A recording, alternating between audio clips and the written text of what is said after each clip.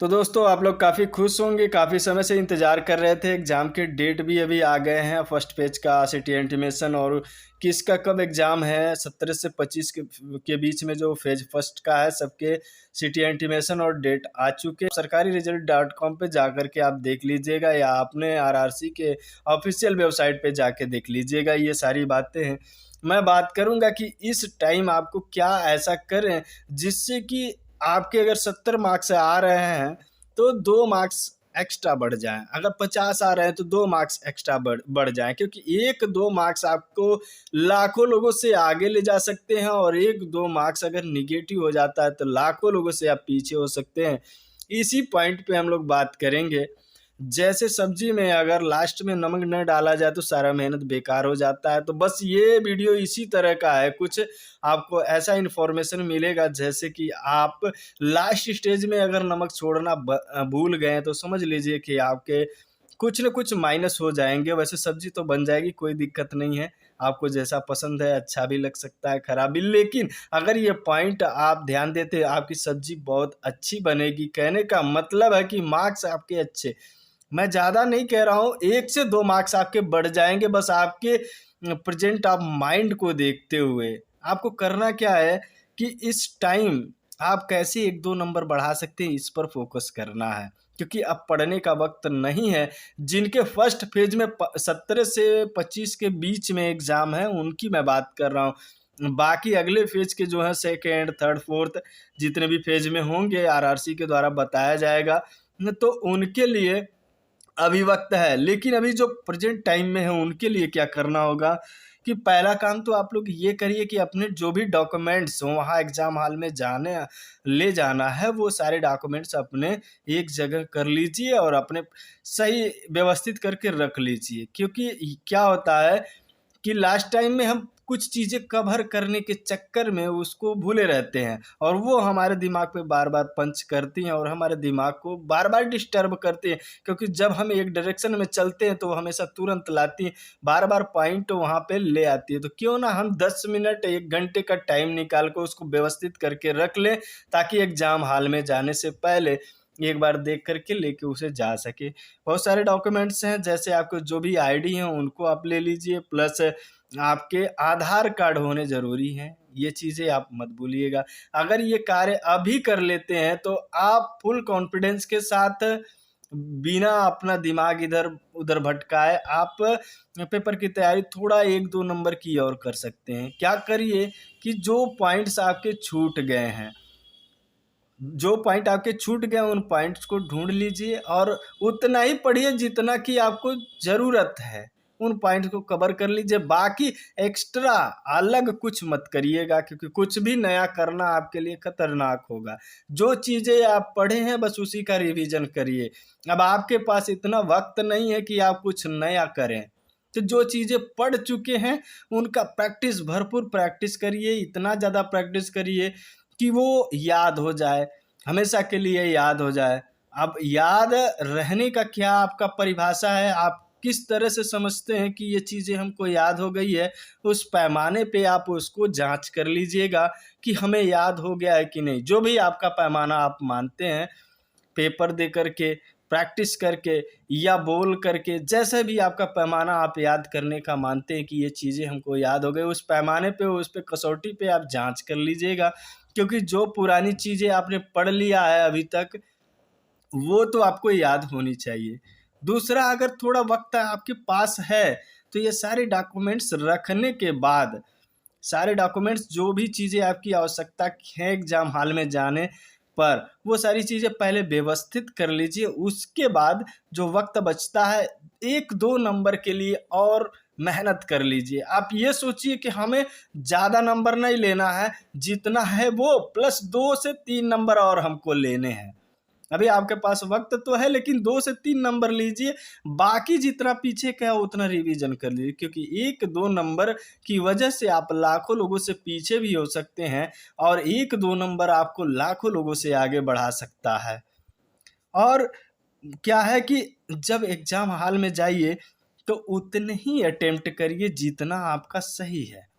गलती यहीं पे हो जाती है कि हम कितना अटेम्प्ट करें, दिक्कत ये बढ़ जाती है। तो आपको जो अच्छा है, जो सही है, जिसका आंसर आप जानते हैं उतने ही अटेम्प्ट करिए। बहुत सारे लोगों ने बताया होगा और आप जानते भी हैं, लेकिन ये कभी सोचा नहीं, ये बैड इफेक्ट डालता है। और शुरू में क्या करिए कि शुरू में उन्हीं क्वेश्चन को अटेम्प्ट करिए जो क्वेश्चन आपको लगता है कि इसका आंसर हम कर ले जाएंगे जल्द से कम टाइम में। और आधे घंटे तो उन क्वेश्चन को आप देखिए जो क्वेश्चन आपके जल्दी से अटेम्प्ट हो जाते हैं। होता क्या है कि सभी लोग क्या करते हैं कि शुरू में ही एग्जामिनर देखिए कुछ ऐसा सेट करता है पेपर कि शुरू में ही एक दो क्वेश्चन हार्ड दे देता है। तो वो हार्ड क्वेश्चन क्या करता है, आपको 1 2 3 मिनट रोक देता है। उसी 1 2 3 मिनट में जो कि क्वेश्चन आता है आपको, ऐसा नहीं है नहीं आता है, वो 1 2 3 मिनट क्या करता है, आपको रोकने के बाद आपको थोड़ा सा स्पीड देता है, फिर 1 2 मिनट के लिए रोक देता है। और जब आप ऐसे 2 2 मिनट करके जब ज़्यादा टाइम कर लेते हैं तो वहाँ पे आप जब देखते हैं बैक होकर के तो आपके नंबर, आप क्वेश्चन अटेम्प्ट जो किए हैं कम हो जाते हैं और वहीं पे आपका कॉन्फिडेंस लेवल खो जाता है और आप बहुत तेजी से करने का प्रयास करते हैं, जहां से आपका माइंड संतुलन गड़बड़ हो जाता है। वहां से आपके माइंड का जो संतुलन है वो बिगड़ जाता है। तो आप बताइए, टाइम है नहीं और माइंड भी संतुलित नहीं है तो वहां पे क्या लगता है अच्छे क्वेश्चन होंगे, क्या लगता है निगेटिव नहीं जाएंगे, तो वहां पे निगेटिव जाता है। इसलिए जितना हो सके अपने पास टाइम प्लस रखिए, जो कम टाइम में हो सकते हैं क्वेश्चन उसको पहले कर लीजिए। इससे आपका कॉन्फिडेंस बढ़ जाएगा कि मैंने आधे घंटे में 30 क्वेश्चन अटेम्प्ट कर लिया। फिर आधे घंटे में अगर 20 क्वेश्चन अटेम्प्ट कर पाते हैं, 50, तो अगला आधा घंटा आप आराम से 20 कर ले जाएंगे, कोई दिक्कत नहीं होगा। और 70 80 क्वेश्चन अगर आप संतुलित दिमाग से, अगर बैलेंस तरीके से अगर कर लेते हैं अटेम्प्ट, तो 70 80 नंबर में से आपके क्वेश्चन में से कम आपके 65 से 70 मार्क्स तो आ जाएंगे। इस हिसाब से आपको कोई दिक्कत, निगेटिव मार्क्स कम आएंगे जिसकी वजह से आपको अच्छा मार्क्स मिल जाएगा। और कुछ पॉइंट्स होते हैं कि जब भी हम वहाँ पे देखते हैं तो सिलेक्शन हमारे दिमाग में आता है और कोई चीज़ ज़्यादा जब बढ़ जाता है, सिलेक्शन सिलेक्शन क्या सिलेक्शन, आज के कर्म ही आपके कल के सिलेक्शन को निर्धारित करते हैं। आप कल का सोचने लगते हैं, जो कि आज का जो कर्म है आपका पेपर सॉल्व करना, वो आपका कल बनेगा। और जो आप कल सोच रहे हैं वो कल नहीं बनेगा, जो आप आज कर रहे हैं वो कल बनेगा। तो पेपर हॉल में कभी भी आगे का न सोचिए और ना ही पीछे का सोचिए, क्योंकि जो बीत चुका है उसकी क्या सोचनी और जो आने वाला है उसका क्या सोचना। जो करेंगे वही आगे आने वाला है, जो बीत चुका है वो तो खत्म है। तो हमेशा पॉइंट करिए कि हमें उन्हीं चीज़ों को ध्यान में रखना है जो आज हमको करना है, और संतुलित होकर के फुल कॉन्फिडेंस के साथ आराम से बैलेंस्ड होकर के पेपर को सॉल्व करिए। घबराने की ज़रूरत नहीं है, क्योंकि सबको इसी तरह की घबराहट होती है, लेकिन अगर उसी घबराहट से आप छुटकारा पा लेते हैं तो आप सबसे अलग हो जाएंगे। जानते हैं जीतने वाले कभी कुछ अलग काम नहीं करते हैं, बस वो क्या करते हैं कि उसी काम को अलग ढंग से करते हैं, अलग तरीके से करते हैं। तो मेरा बस यही लक्ष्य और यही इन्फॉर्मेशन देने का मकसद था कि आपको अच्छा इन्फॉर्मेशन दे, जिससे कि आप अच्छा अटेम्प्ट कर पाएँ। और जहाँ तक हो कि एग्ज़ाम हॉल में आप सेंटर पे जो भी आपका सिटी है वहाँ पे कुछ समय पहले चल जाइए, जिससे कि आपको घबराहट ना हो। अगर ऐसा नहीं करते हैं तो क्या होगा कि पहले तो आपके पास फ़ोटोकॉपी, तो ये आपके पास गम नहीं है, कहने का मतलब ग्लू नहीं है, फ़ोटो नहीं है, ये सारी चीज़ें आती हैं जिसकी वजह से आप डिस्टर्ब हो जाते हैं। और लास्ट में एग्ज़ाम हॉल में जाने के बाद बहुत सारी प्रोसेस होती हैं। तो ये सारी चीज़ें आप व्यवस्थित कर लीजिए। टाइम से नहीं पहुँचते हैं तो आपको ऑटो मिलना और तमाम चीज़ें, जिसकी वजह से दिक्कत बढ़ जाती है। आप जब टाइम से नहीं जाते हैं तो वहाँ पे आपका 10 मिनट तो आपका कंसंट्रेशन भंग हो जाता है। अगर आप टाइम के कुछ समय पहले ही पहुँच जाते हैं वहाँ पे तो अच्छा रहता है। और क्या है, जो भी क्वेश्चन आपको लगे कि ये क्वेश्चन हमें नहीं आ रहा या आ जाएगा, तो उसको पॉइंट करके टिक करके रख लीजिए कि आपको लास्ट में करना है। बाकी उसको टाइम मत दीजिए, इतना टाइम ना दीजिए कि पीछे का होता क्या है कि जब आपको कठिन क्वेश्चन दे दिया गया तो आप ये बात समझ लीजिएगा कि आगे आसान क्वेश्चन है और आपको वहाँ रुकना नहीं है। आगे आसान क्वेश्चन है, वहाँ रुकना नहीं है। जैसे ही एक क्वेश्चन कठिन देता है तो आप समझ जाइए कि ये क्वेश्चन हार्ड है, इसका मतलब आगे आने वाला क्वेश्चन ईजी है।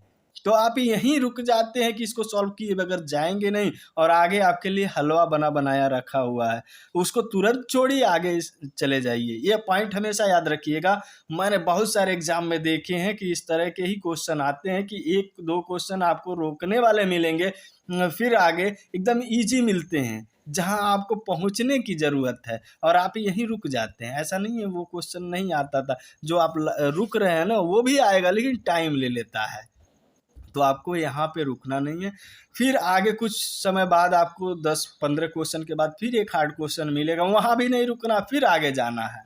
जरा सोचिएगा, अगर आप प्रेशर में हैं, अगर आप प्रेशर में हैं तो कुछ रचनात्मक हो सकता है क्या? आपका दिमाग ऑलरेडी अगर प्रेशर में है तो कुछ भी नया नहीं हो सकता, कुछ भी वो रचनात्मक तरीके से नहीं सोच सकता, क्रिएटिव तरीके से नहीं सोच सकता। और जो एग्जाम में पेपर आते हैं ना, क्वेश्चन आते हैं, वो हमेशा कुछ न कुछ आपसे रचनात्मकता, क्रिएटिविटी मांगता है, कुछ एक्स्ट्रा नया मांगता है। क्या कि थोड़ा सा भी उस पैटर्न से थोड़ा सा हल्का सा चेंज दे देगा, और वहाँ पे आपका बैलेंस और संतुलित रहना, बिना प्रेशर के रहना बहुत इम्पोर्टेंट होता है। वही अगर प्रेशर में नहीं है तो वो चीज़ें पॉइंट आ जाएगा जिसकी वजह से आप उस क्वेश्चन को सॉल्व कर पाएंगे।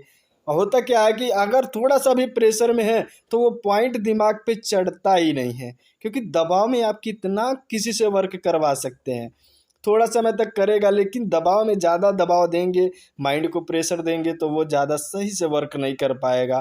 तो आपको अगर ऐसा लगता है कि एग्ज़ाम हॉल में आपके क्वेश्चन कम अटेम्प्ट हो पा रहे हैं, उस टाइम की मैं बात कर रहा हूँ, तो 15 सेकंड के लिए आप ज़रा एक बार सोचिएगा कि आप एग्ज़ाम आपके लिए क्यों इम्पोर्टेंट है, और थोड़ा सा बैलेंस होकर के, शांत होकर के, सोच करके आराम से फिर क्वेश्चन करिएगा, फुल स्पीड से करिएगा, जब तक जीतिएगा नहीं तब तक। ये मत सोचिएगा कि अब मैं थक चुका हूँ, थकने वाले दिमाग से तो निकाल ही दीजिएगा।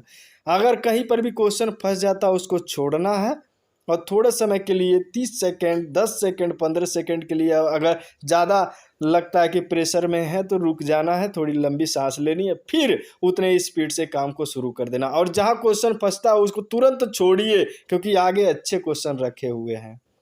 तो इस तरह से आप अटेम्प्ट करते रहिएगा, ऐसे चलेंगे तो आपके अच्छे मार्क्स आएंगे।